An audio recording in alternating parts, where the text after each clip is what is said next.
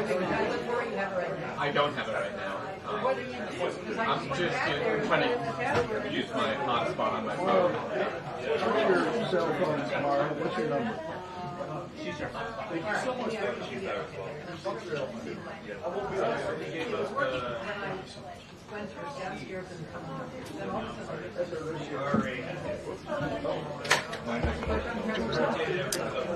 All right, everybody. All right. Good afternoon, everyone. Good afternoon. Hi. It's raining outside. Okay. So as you just saw today, the president directed his trade representative to increase tariffs under Section 301 of the Trade Act of 1974 on $18 billion of imports from China. This action will protect American workers and businesses from China's unfair trade practices. As you've heard, the president often say American workers and businesses can outcompete anyone as long as the competition is fair. Our U.S. Trade Representative, Ambassador Karine Tai, is here to share more on the president's announcement and take some of your questions. And with that, I will turn it over to Ambassador Tai. Welcome to the briefing room for the first time. Thank you so much. Well, good afternoon, everyone. President Biden has consistently been clear that he will take action to defend American workers and businesses from the unfair trade practices of the People's Republic of China. Today, he is once again keeping that promise. President Biden and I both know that American workers and businesses can outcompete anyone as long as the competition is fair.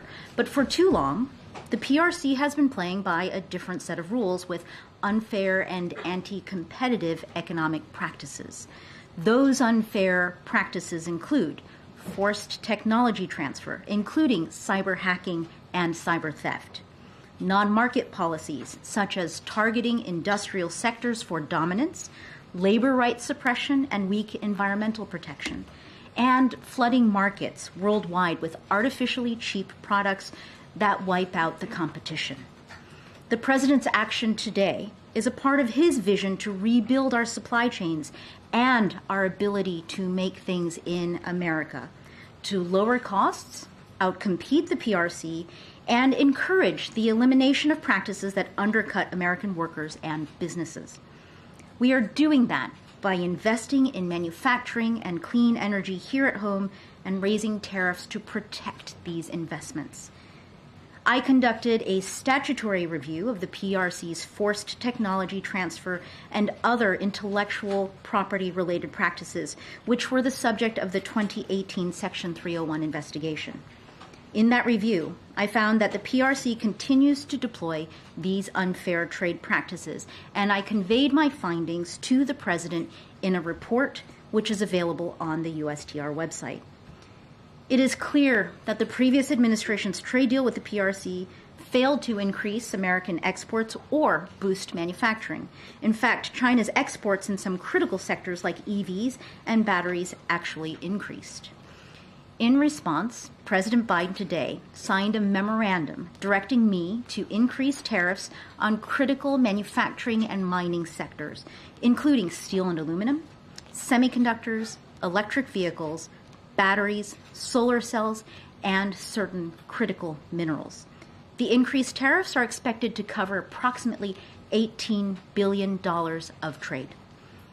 The president also directed a process to request excluding certain production machinery from the tariffs to permit solar and clean manufacturers to purchase equipment while diversifying their suppliers. Next week, I expect to issue a public notice that conveys the specific tariff lines, tariff rates, and timing for the proposed increases, along with the details of the machinery exclusions process. This strong action by the president is strategic. As he has said, we do not seek to constrain China's economic development, but we will insist on fair competition and defend American workers from the PRC's unfair practices. Today's direction by the president defends American workers and businesses from the PRC's artificially cheap products, whether EVs or steel or critical minerals or semiconductors. I also want to emphasize that we continue to consult with our partners and our allies who face similar threats from the PRC's unfair trade practices and are also voicing their concern with those unfair practices and taking action. Our partners are essential to addressing the broader threat to our working families and businesses. Today's strong tariff announcement is an important part of President Biden's worker-centered trade policy, which is about using trade to empower workers and making sure that they can compete fairly and thrive, and supports the historic investments we have already made here at home. I can now take your questions. Thank you, Ambassador. First, there seems to be some confidence that these tariffs won't cause the competition to slide into conflict with China. If you could just explain a little bit about why you are so confident. And then secondly, BYD is looking to build EV factories in Mexico that could flood the U.S. market. Why isn't the administration preemptively announcing tariffs to hit these vehicles?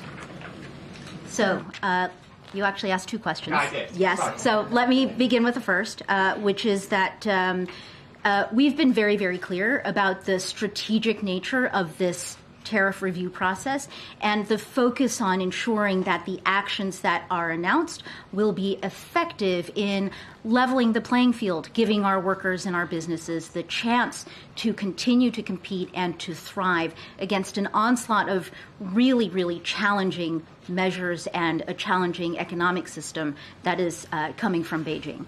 We have been clear about this with the American public. We have also been equally clear about this with our counterparts in Beijing. Every single one of us, from the president on down, over the course of the last 3 years have made clear the challenges that we are facing, the nature of that challenge, and the need for us to act. Because we know what happens if we don't act and we don't defend. We will see the same patterns repeated over and over again. So what we are doing today should by no means be a surprise to our counterparts in Beijing. We have made clear this is not about escalation. This is about the consequences of decades of economic policy and the need for the United States to defend our rights. And the second question was on EVs and BYD in Mexico. At USTR, that is exactly what we are built to worry about and to be concerned with. That will require a separate pathway. This is about imports from China. What you're talking about would be imports from Mexico. Equally important, something that we are talking to our industry, our workers, and our partners about. And I would just ask you to stay tuned. Thanks, Ambassador. When Trump hiked tariffs on Chinese goods, it led to some increased prices for U.S. customers. How can you be sure the same thing won't happen again? First of all, I think that that link in terms of tariffs to prices has been largely debunked.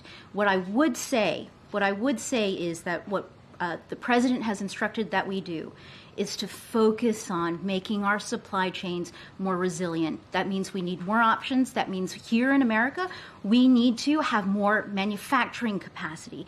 Resilient supply chains means that we will be able to insulate the American economy from the kinds of price spikes and the inflationary dynamics that we have seen that have come primarily from the supply chain challenges we've experienced, first from the pandemic, next from Russia's invasion of Ukraine. If you think back to March of 2020 and you think about how much a face mask cost, it's a trick question. The answer is you did not have enough money to buy a face mask because there just weren't enough in the world to go around.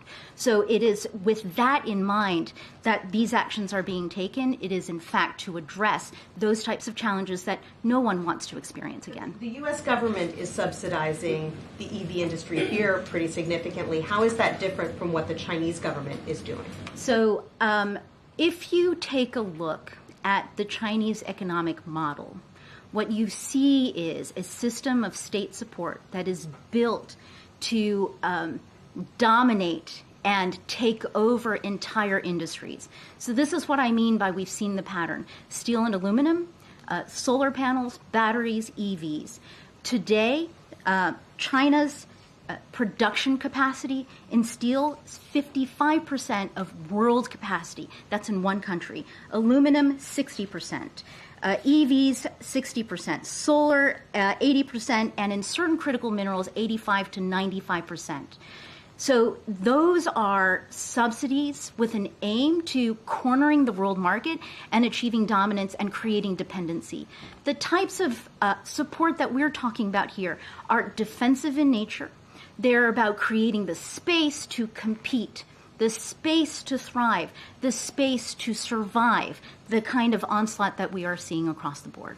Did the President signal to President Xi in their most recent conversation that this might be happening soon? So let me put it this way. Again, from the President to Secretary Yellen, Secretary Blinken, in my own engagements with counterparts from Beijing, we have been very, very clear about the sobriety with which we approach the U.S.-China trade and economic relationship. It needs to be fair. I did offer my counterpart the courtesy of a notification. This does not come as a surprise, should not come as a surprise to our counterparts in Beijing. The notification, was that today or yesterday? Or? That was a pre-notification. Thank you, Ambassador Tai. I know that these new tariffs are seen as more targeted and strategic, but the administration has chosen to keep in place those Trump-era tariffs on some $300 billion worth of goods, which Biden himself had said in 2019 that Americans are paying for. So why make that decision to keep it in place, and aren't you concerned that it's going to keep prices elevated? So first of all, let me say a couple things. In terms of the price that Americans paid for in the previous era, some of that, maybe a lot of it, was about the chaos and unpredictability that it created and the escalation that resulted. Right. Secondly, I think that I'm a trade lawyer by training, and at USTR we are deep into the technical issues. The Section 301-based review that we undertook required us to look at a couple questions. One of them was the effect of the practices on our economy. And there you have our response, which is a targeted strategic response that is meant to work together with the investments that we're making. The other aspect that we had to look at was the effect of the tariffs on changing China's behavior with respect to the IPR abuses and the forced tech transfer.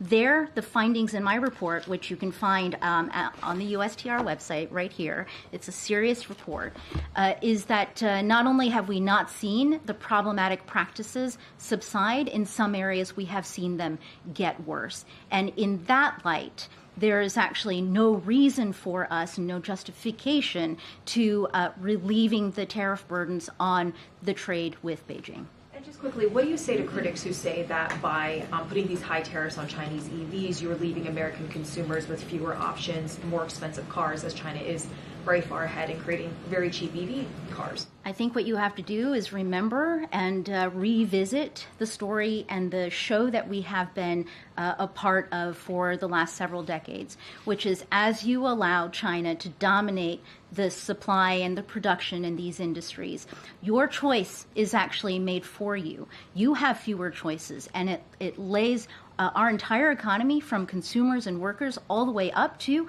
our government, susceptible to the kinds of coercion that we've seen from a government who was willing to weaponize the dependencies that it has created when a partner does something that it does not like politically. On Mexico, you said stay tuned. Are you saying that there could be some changes to the USMCA rules or to the law that would allow the U.S. to apply tariffs on goods from China that originate in Mexico or other third countries? What I'm saying is the fact pattern that's developing is one that is of serious concern to us, and that at USTR we are looking at all of our tools to see how we can address the problem. Specifically from Mexico or from other third countries as well? I think just the general fact pattern. Is there anything else you can say to elaborate on the problem? Stay tuned. Okay. Thanks, Karine. Thanks, Ambassador. So this is an election year. Why did it take 3 years to impose these tariffs? So this is where I put my lawyer hat back on. Under the 301 statute, in the fourth year of the tariffs, If there is a stakeholder that is benefiting from the tariffs who asks us to keep them, we keep them. That is what happened in 2022 because the tariffs first went on in 2018. As a result of that, in the fall of 2022, we started a process. We opened up a portal that was open, I think, in the end of 22 to the very beginning of 23. Notice and comment. We wanted to hear from all of our stakeholders, their views on the tariffs, the pros and the cons. Please inform us. That elicited, I think, about 1,600 comments. So that's at the beginning of 2023. And then we started a whole of government interagency review within the Biden administration. That process has taken us to today and the unveiling of this finalized package, which the president approved. So it took 3 years to figure out the Chinese were flooding the market and stealing technology. I mean, it's pretty evident that they've been doing that all along. No, it took a year and a half for the course of the review. You will see the amount of care that we put into our investigation and our findings. Yes, there continue to be problems, but then the question is, what do you do about the tariffs? For this administration, it is extremely important that we approach a relationship like the one between the U.S. and China and these issues around the industries and the jobs of the future with discipline. That's what takes so long, is the design and the architecture of the tariff defense system that you will see. One more quickly on Mexico, if I could. Are we looking at quotas? The Trump administration imposed quotas on steel and aluminum's coming in from Canada and Mexico. Could there be the same policy related to EVs once the BYD comes in?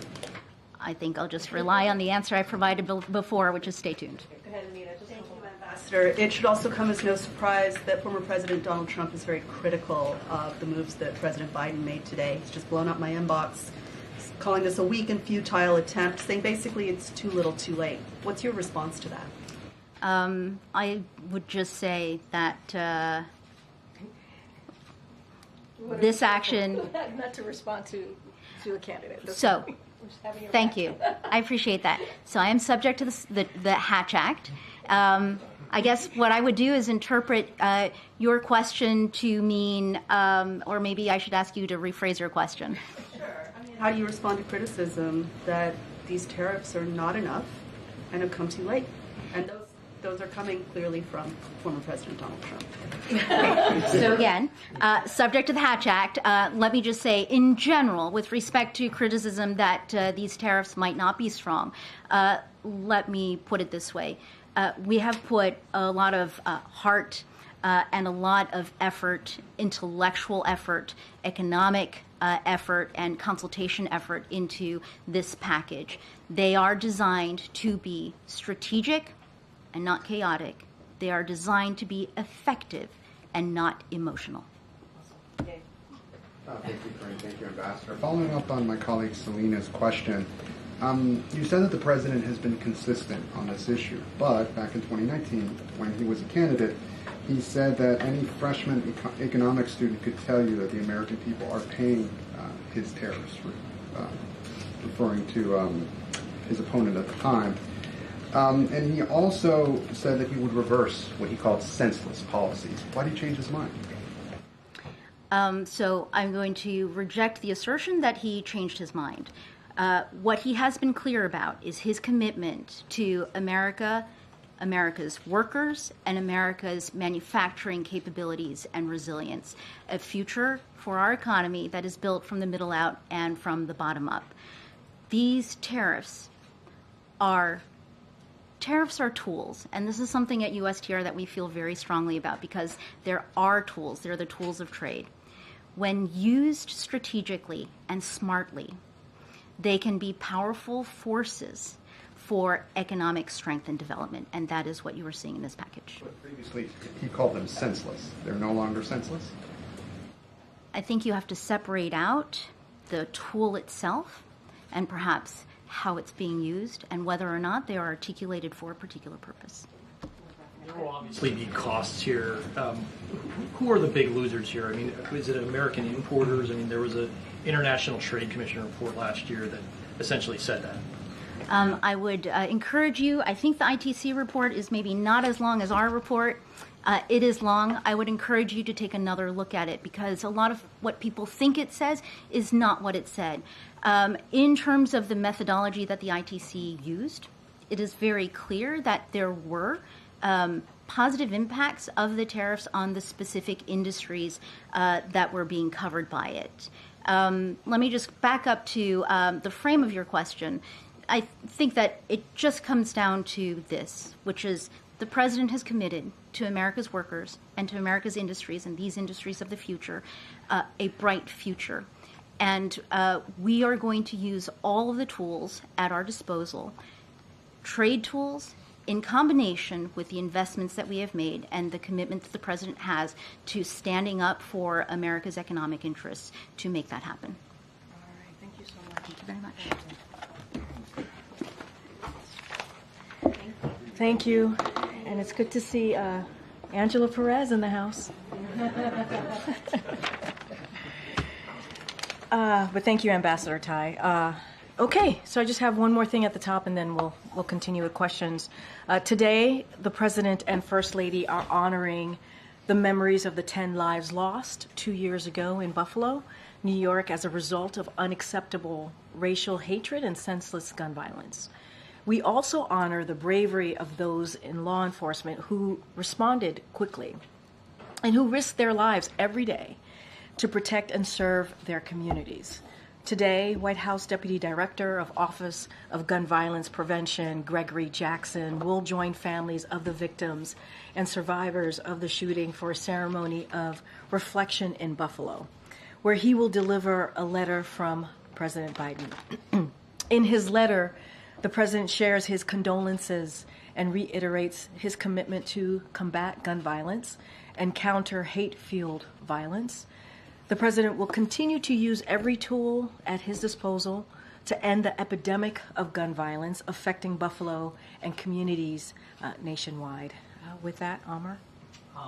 Was it appropriate for Speaker Johnson to show up at the trial of the former president today? So look, I can't speak to,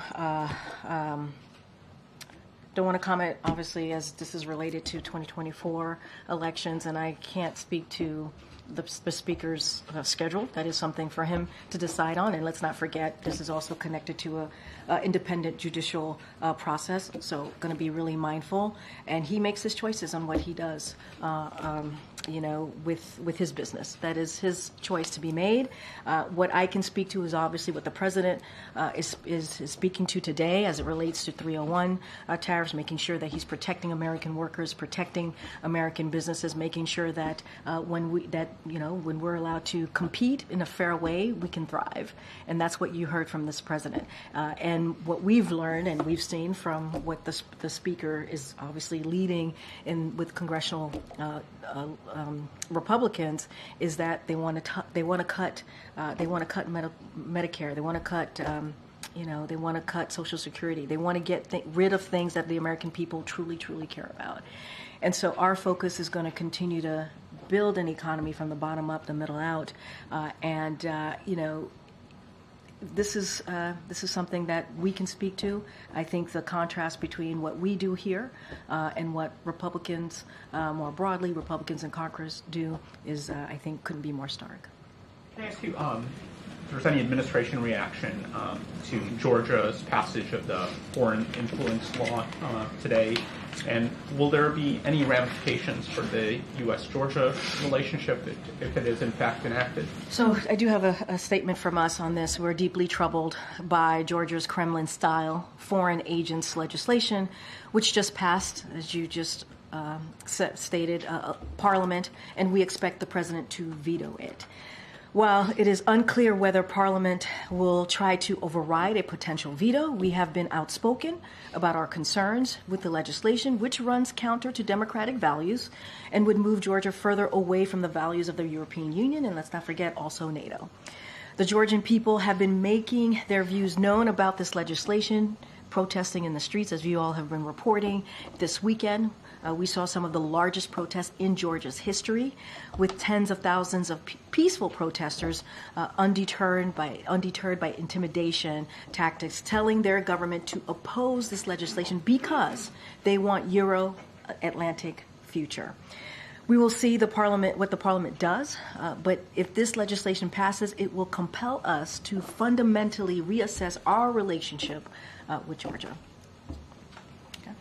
Based on what you're seeing around Rafa, does it appear that the Israelis are preparing to move in a big way? So I don't have anything new to share than what Jake Sullivan, our national security advisor, he was here obviously 24 hours ago when he was asked about operations and our discussions obviously and what we're seeing in Rafa. We have been very clear about this, that we are going to continue to monitor, to keep a close eye.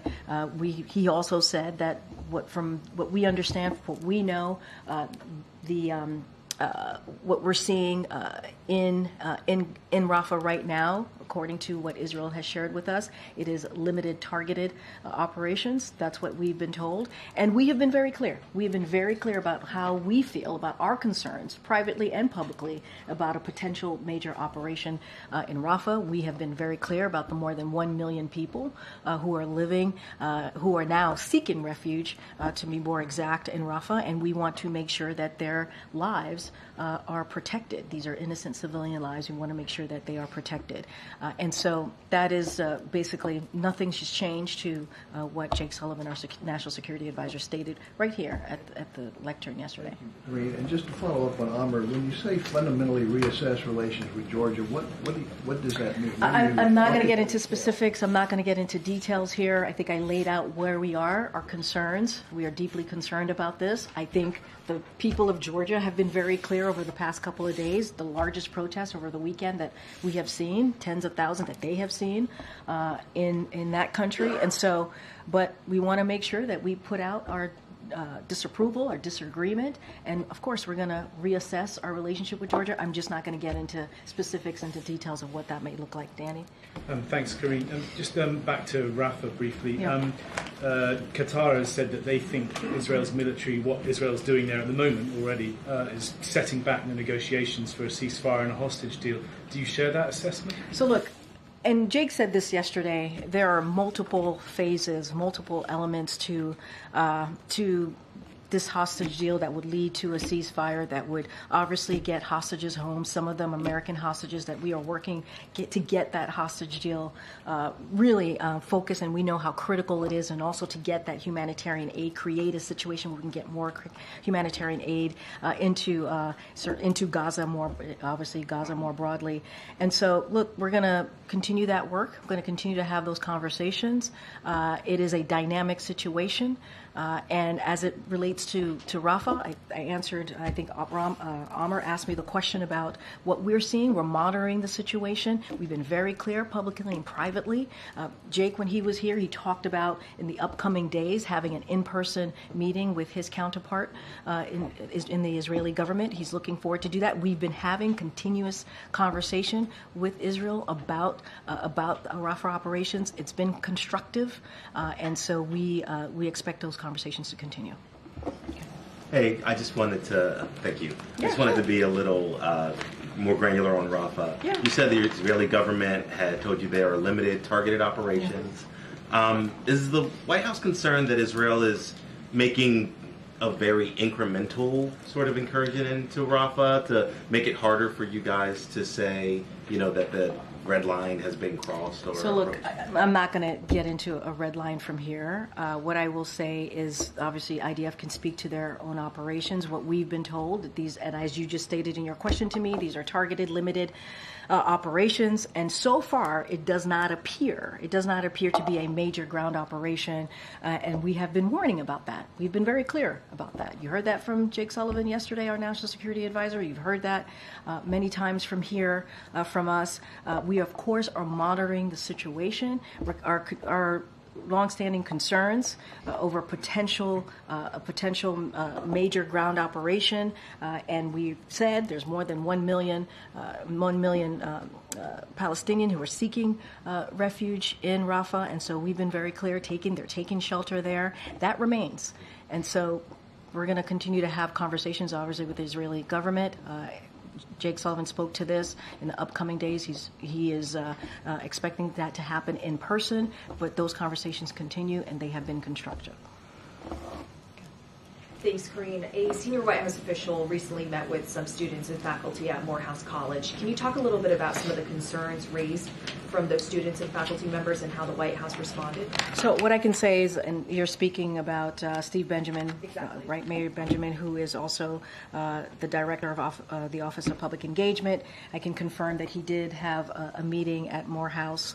I won't get into the specifics, but he regularly does this. He regularly goes on the road, hears directly from Americans. He directly, in this instance, would be students and faculty, obviously, and just don't have anything beyond that to share. The president is certainly looking forward to his commencement address this coming Sunday at Morehouse. He's looking forward to speaking not just to the students, but obviously families and loved ones who are here, who will be there to hear, to celebrate the students, but also to hear a message from this president. Don't have anything more to share, but I can certainly confirm that Steve Benjamin was at Morehouse recently. And how many American medical workers does the White House estimate are currently trapped inside Gaza and unable to get out? And is there a plan to help them? So I certainly, look, what we have said over and over again, and we will continue to say this, that humanitarian aid workers obviously are brave to do the work that they're doing, not just in Gaza, but around the world,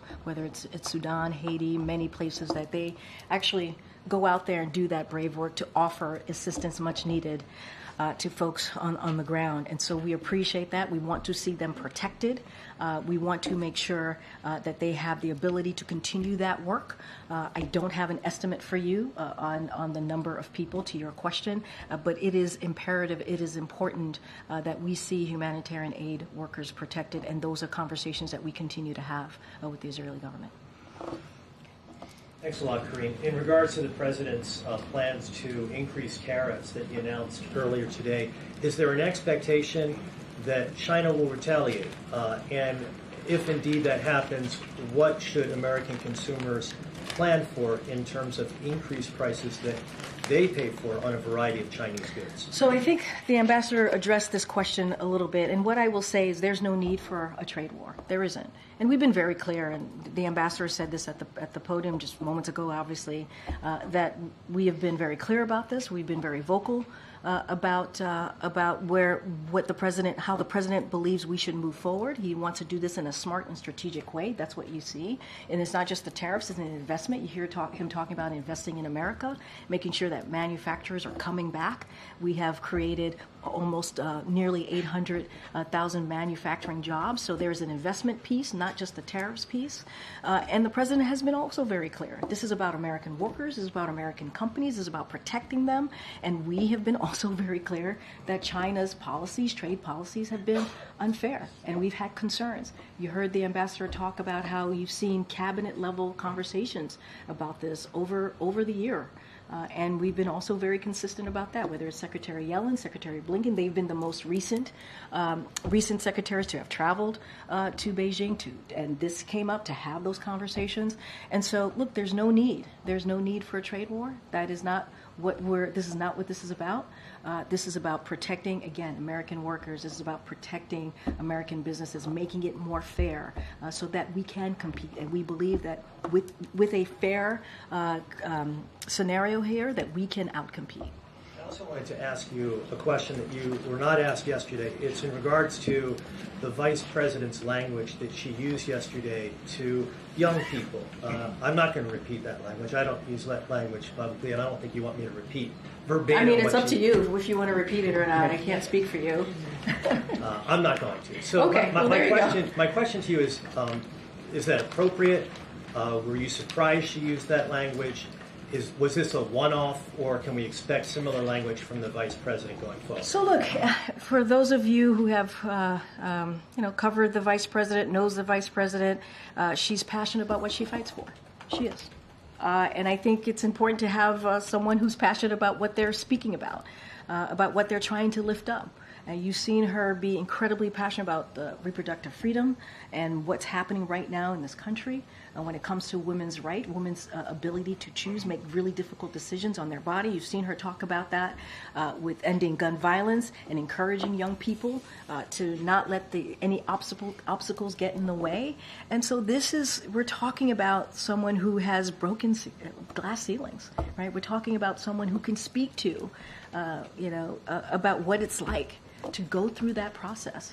And so she's incredibly passionate, and I will leave it there. And, I could not be more proud to have her as someone that I look up to as vice president, and I think many people here would say the same.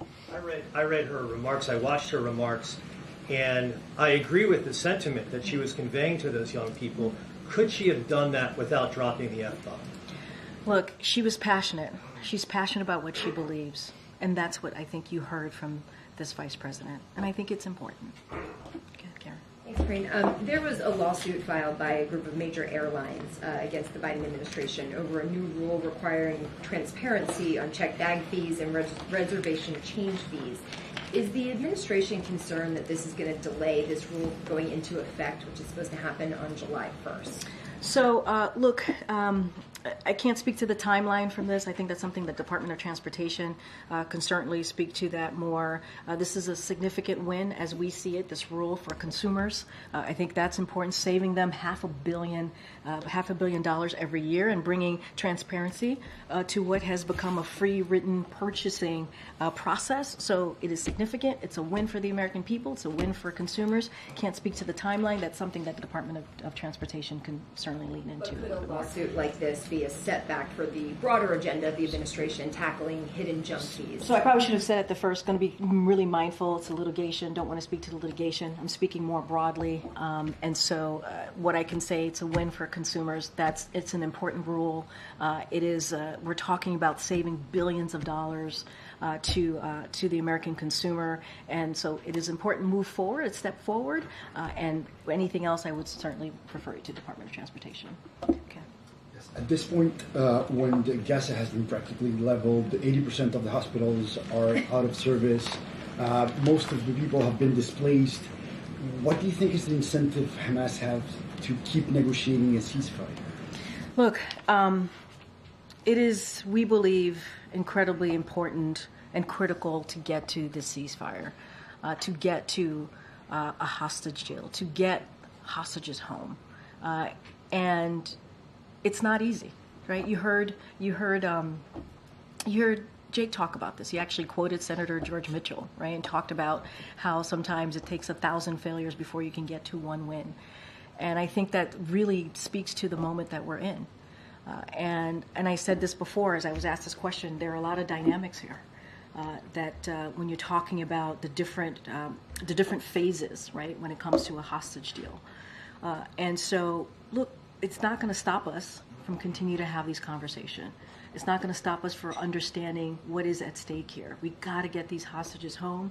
We got to get that continuing to get that humanitarian aid in, and we got to get to a ceasefire. We have to. And Hamas, as we have stated, and you've heard us say over and over again, is a terrorist organization. This could end today if they would let the women, the wounded, the elderly go. It could end. This could end. So, in the meantime, you heard Jake go through the 10 points of how we're seeing and how we're viewing what's happening in the Middle East. And so that continues. It's not going to stop us from having this really important, critical conversation, negotiations around the hostage deal. There's so much at stake here, and it is important and critical to continue these talks. Do you think the U.S. is safer today than it was 7 months ago, considering the rage and the questioning from countries in the Say global that south? one more time. If the U.S. is safer today than it was 7 months ago, considering... I mean, look, I don't have any changes of where we are today. I can't speak to that. What I can say is the president's always going to put our national security first. He's always going, as it relates to the American people, as it relates to us. That's the lens that he moves with. That's how he sees things. And I think that's incredibly important. And his commitment continues to be so. Taiwan's going to hold its inauguration next Monday. Does the administration expect any changes in policy with the incoming President Lai? And then, are you seeing any signs that China may try to use this occasion to act aggressively or in a coercive way? I mean, look, I can't speak for what China's going to do or not do. I'm not, obviously in the head of President Xi. But we've been very clear about where we stand with our one China policy. Nothing has changed there. Look, I would have to let the leader speak for himself. I just don't have anything to add beyond that. We will see. Okay. Thanks, Karine. Why do you think Americans are so down on President Biden right now? What do you mean? I know you don't like to talk about polls like the 5 of 6 swing states that he is losing right now to somebody who is a criminal defendant. But more broadly, it doesn't seem like anything you guys are doing is making him more popular. Why do you think that is? So you mentioned a criminal defendant, your words, not mine. So I want to be super mindful about how I answer this question because obviously that criminal defendant is also in the race for 2024 election. So I'm going to be super mindful there. I will speak more broadly to what the American people are going through. Like, we understand. We are sensitive enough and open-minded enough to understand that this is, that not just this country, but globally, people have had to deal with a pandemic and coming out of that pandemic. We understand that even, you think about gas prices and because of Putin's war, what that has occurred that led to gas prices increasing. And the president had a lot to deal with when he walked in. A lot of crises. And this is a president that took that very, very seriously and took action. The American Rescue Plan, no Republicans voted for that, but we ended up trying to work to get an economy that's fairer for all and make sure that we don't leave people behind and creating 15 million jobs, an unemployment rate that's under 4%. We understand that people are still feeling this. We get that. And we're not blind to that. That's why you hear the president pretty regularly announcing how he is going to lower costs for the American people, whether it's Big Pharma, trying to lower healthcare costs, expanding ACA for those who truly need it, or it is making sure that we get rid of junk fees that cost Americans a lot of money every year. So, look, we know it's going to take a little bit of time. We get that. And we are going to continue to, it's not going to stop us from talking about it. And it's also not going to stop us from talking about the contrasts that we see from GOP Republican congressional members who want to do the opposite of what the president is trying to get done. Cutting Social Security, Medicare, Medicaid, that is what they're talking about. Slashing taxes for billionaires and corporations. That's not what this president wants to do. He wants to make sure that we're building an economy from the bottom up, middle out. And again, we get it. We get that prices are too high for Americans, and that's what we're going to continue to do the work. I get that you understand that people are hurting right now. Why is it that nothing you're doing to address their concerns is working? What I'm saying is we're going to continue to do the work. I can't speak to the polls, right? Those are for folks who are experts who can do a deep dive and look into that and speak to them. What I can speak to is we understand what the American people is feeling.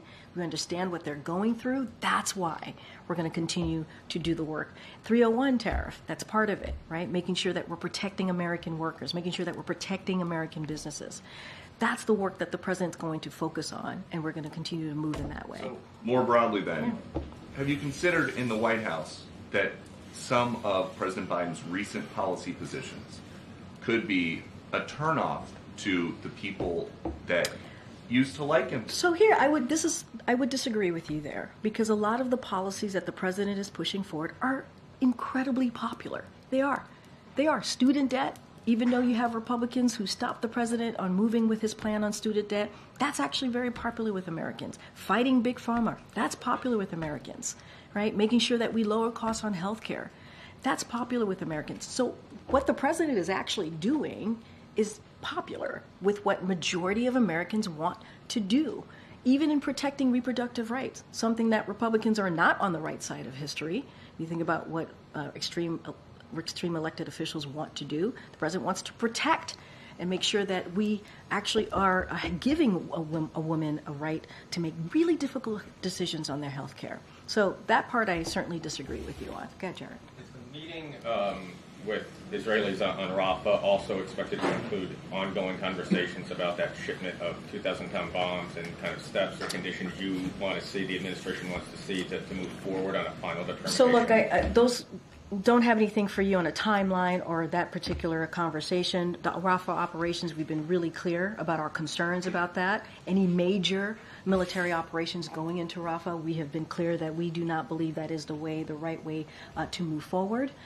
And so we're going to continue to be clear. We're going to have a meeting about that specifically. As you know, National Security Advisor stated that there's been continuous conversations on this particular issue that we believe has been constructive, and the conversations continue. We're going to monitor the situation. I'm not going to go beyond what we've just stated about where our focus on the Rafa operations and those conversations. Go ahead. President Biden has frequently pledged that no one making under $400,000 would see their taxes go up. Tariffs are effectively a tax on imports. I'm wondering if you can commit that no American importer making less than $400,000 would see their costs go up. So our commitment to Americans are very clear, which is that we are not going to tax. We do not want to see a tax increase on Americans making over $400,000. That has been our point. Where we have been since the beginning of this administration. That has not changed. We have to remember what these tariffs are all about, is actually making sure that we are protecting American workers, that we are protecting American businesses. We cannot forget as well that the trade deal that the last administration, the Trump administration did not actually, it was a bad deal. It was a failed deal. It didn't increase our American imports. It didn't increase manufacturing here. And this is importers of solar cells or some of the products that are part of the announcement today. You can guarantee that none of those importers. What I can say is Americans here, we have been very clear that we do not want to see taxes for them if they are making under $400,000. That is something that we've been very clear about. But I also do not want to we should not forget why we're doing this today. This is about protecting American workers. This is about protecting American businesses. What we saw from the last administration failed. It failed. We did not see manufacturing go up. We did not see imports go up or exports go up. And so that is also incredibly important to note. And we want to do this. The president wants to do this in a smart and strategic way. And that's what you are seeing from this announcement today. Karine, there's a report that's just out right now that Jake Sullivan will be going to Saudi Arabia and Israel this weekend to discuss the military operation in Rafa. I know you mentioned that there would be a meeting in the coming days. Can you confirm his travel? I can't confirm that at this time. Karine, picking up on your last answer, that you don't believe that this is a tax on Americans making under $400,000 a year, some Democrats, including Jared Polis, the governor of Colorado, come out and said that tariffs are a direct regressive tax on Americans and that this tax increase will hit every family, calling it horrible news. How do you respond to that? Look, I mean, it's very much to what I've been saying. This is truly about what the president wanted to do. He wanted to make sure that this was done in a smart and strategic way. That's what this announcement is about. It's about making sure that we address the unfair policies that we have seen from China. And this is what this does. American workers and businesses can outcompete anyone if we actually create a competition that is fair. And that's what you're seeing from this president. We have been also very clear that we do not want to see a tax increase for anyone making under $400,000. That has also been our approach on this as we talk about the economy, as we talk about making sure that we are building an economy from the bottom up, middle out. We want this to make sure that we're not leaving anyone behind. This is a smart and strategic approach from this president. These tariffs are targeted at critical industries where his investing in America agenda is spurring a manufacturing boom. He is coupling investment with actions to protect American workers and to protect businesses as well. That's our approach here. That's how we're going to move forward. I know you said you couldn't confirm Jake's travel to Saudi Arabia this weekend, but would you say across the administration, is there an increased sense of urgency to make sure that Prime Minister Netanyahu does not go further into Rafa? I mean, I think there's been a sense of urgency from day one. We've been very clear about this. The last time the president spoke to the prime minister, one of the topics that came up that we read out to all of you was the Rafa operations. You've heard us say over and over again about our concerns, and we've been clear about our concerns privately and certainly publicly about more than 1 million people. 1 million Palestinian citizens are now seeking refuge in Rafa. And so we want to make sure that that their lives are protected. Understanding that dismantling Hamas operation is actually really important. This is something that we believe in, that we want to see as well. That's why we've offered our own thoughts on how to move forward with that. Conversations continue. We're going to be very clear about our concerns here, and I'll just leave it there. All right, everybody. Thanks, everyone. I'll see you tomorrow. Bye, everybody.